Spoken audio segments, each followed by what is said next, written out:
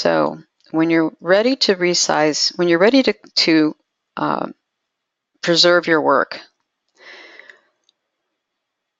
it's good if you can have a professional scan it, or if you have a really good scanner yourself.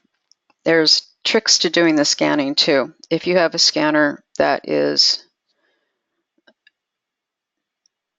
yes, that is correct. Command-Alt-I, I believe. Control-Alt-I. Yeah. But anyway, we'll find it through our menu first, and then you can see the hotkeys as well.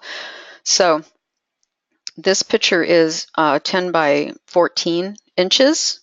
But if we are to look at the, whoops, not that. If we are to look at the like the image size, which is up through here, image size, you can see that it's 70 megabytes.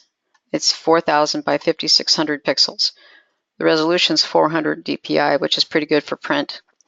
And the actual size of the painting is 11 by 14 inches. So it's scanned at a high quality for its actual size. So I could actually make prints of this. But I don't want to send this over internet. I couldn't send this in an email or post it on my website because it would be way too high. TIFF is also a really good quality. It's a really good format to save your high quality, high resolution, picture images, because it's called a lossy. There's two kinds of file formats: lossy and lossless. A JPEG is a lossy format because it often loses information when you save it, especially when you save it down in quality. And a TIFF is a lossless. In other words, you scan it at that resolution and you're getting everything, and there's no loss to it. There's no other saving version. It's almost as good as a vector. So you would want to be careful how far also that you reduce it. And I would do it no more than 50% at a time. So I'm going to start by dropping the DPI, or the dots per inch, to 200. That cuts the pixels in half, but it drops the size by almost 75%. So do that and zoom in on it. And you can see it's still 11 by 14 inches, but now it's only 200 pixels. Looks like I've got some smearing on my original there, which is a shame. Now it's much smaller, but it's still 33% on my screen, which means it's still huge, because if I were to put this to 100% to view it at actual pixels, you see it's way big.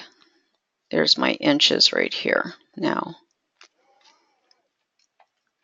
Too big to email. It looks okay. You might have to do a little bit of adjustment on a color image just to keep the quality of it. But if you're just scanning stuff off your printer, 8.5 by 11 or whatever, well, yeah, no, you don't want to have your reference at 72 dpi. Never put your reference to the lowest resolution. This is for to send your images out, or to put them into a PDF to present or to post in the classroom. You'll want to take it down to 72 dpi.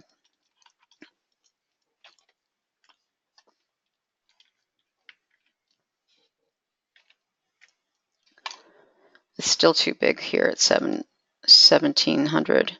Now we could leave it at 200 dpi and just drop the pixels. It would be the same. It ends up being the same.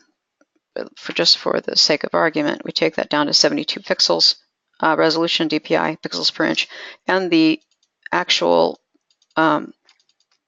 pixel dimensions have come down to proper size for posting in the classroom. So we do that. And then at that point, you want to make sure you save as something else.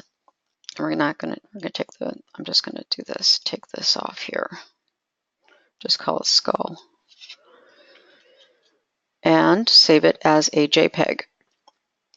So I've got my high-res image saved as a TIFF that I will save for my archives or for possible future printing. And then I've got my JPEG other uses like posting in the classroom.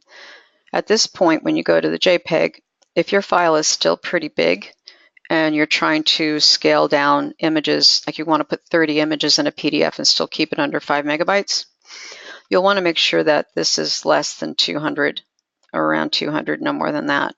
So you can actually reduce this to like, it's still high resolution at quality 8. It's going to lose a lot of data, but it's not going to be something that most people can notice. So then you could save it that way.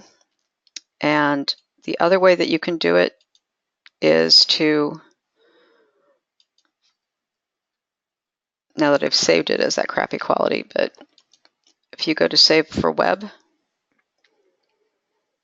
you can see it at different qualities this way, 50% quality, 25% quality, 12%, and kind of look and see how much is being lost. This is pretty crisp in here. This becomes a bit more blurry, but it's only 56K. That's way small.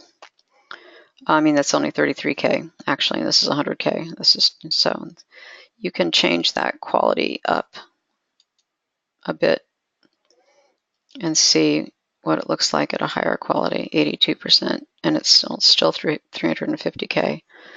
So that's something that you can play with this way. You can try different modes without actually saving it until you've got decided what's the best for you. All right. Once you've saved a whole bunch of JPEGs and they're down to the right size, that's when you put them into the PDF, not until after you've saved them out as JPEGs.